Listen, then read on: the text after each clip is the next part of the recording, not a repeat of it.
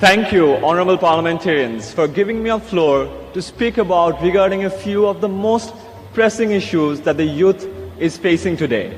I'm Ayman Sadiq, founder of 10 Minute School, where we teach more than 150,000 students every single day, and that too completely free of cost. This makes us the largest online education platform of a small but a very optimistic nation called Bangladesh. When I used to teach back in 2013 in an offline class, the number of students attending in one class was only 40. Only a year later, when I took the same class online, the number of students attending that same class was 500,000. Just to put that number into perspective, if I need to reach out to 500,000 students by having a class of 40 students every single time, I have to repeat that class 12,500 times. That is my entire lifetime. Honorable parliamentarians, this is the sheer power of digital education today. With the help of augmented and virtual reality, we can create a classroom around anyone and everyone. Through the power of digitalization, we need to ensure that every bit of our educational content is reaching out to every student to the distant corner of the world, regardless where they belong or what the economic conditions are. We can create the content if you can give us the platform. We can teach and you can give us the access and reach. Together, we can bring down the barriers of quality education to virtually zero. Honorable parliamentarians, I believe there is a detachment between the policymakers and us, the youth. Don't get me wrong, I'm not saying we dislike each other. It's probably because of the fact that we never really met in the same field. When you're at the press conferences discussing about pressing issues, we're probably browsing YouTube or Facebook searching for the same news.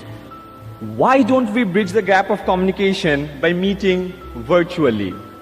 Imagine this, a student sitting in a traffic, but he, instead of being frustrated about it and posting a Facebook status, is maybe discussing how to solve this problem with an honorable parliamentarian through a Facebook live show, where both the parties are engaging simultaneously.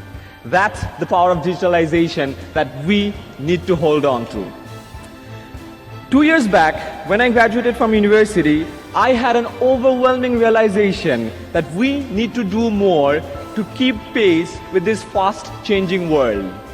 The fourth industrial revolution has come with a range of new technologies that are blurring the lines between physical, digital, and biological worlds and impacting all disciplines, economies, and industries. Robots are likely to replace a large portion of the jobs in the next decade to come. While older jobs are being scrapped, newer ones are coming up every day, which we hardly even know of. Dear parliamentarians, we request you to create a curriculum that can keep up with the rapidly changing industry, a system where you would learn by doing rather than just reading. Because in this world, we need more doers. Our education system should shift from literacy and memory-based system to a more skill-based curriculum. We should teach our students about emotional, digital, and financial intelligence.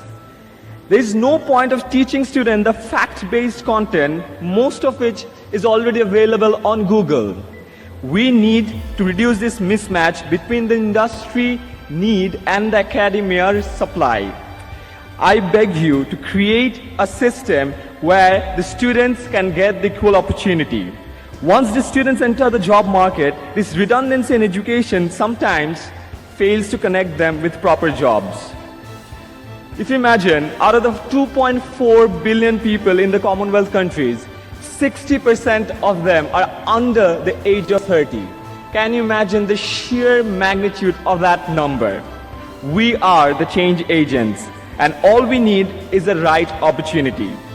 We can be the first generation to end extreme poverty.